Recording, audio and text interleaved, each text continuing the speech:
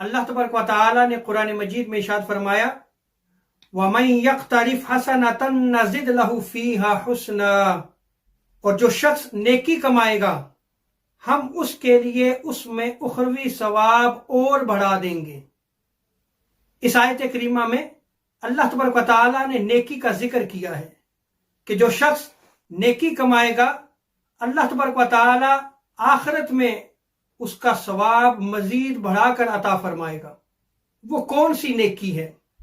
امام حسن بن علی رضی اللہ تعالی عنہم روایت کو نقل فرماتے ہیں، آپ اس آیت کریمہ کی تفسیر میں فرماتے ہیں کہ اس نیکی سے مراد مودتنا اہل البیت، ہم اہل بیت اطہار سے محبت کرنا ہے۔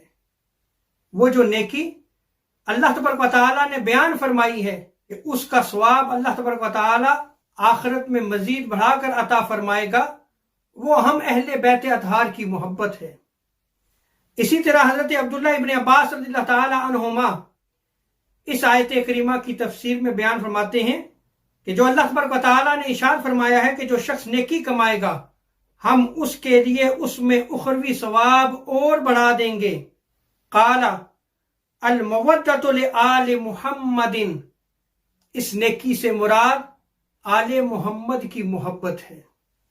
تو گویا اہل بیت اطہار کی محبت ایک عظیم نیکی کا عمل ہے۔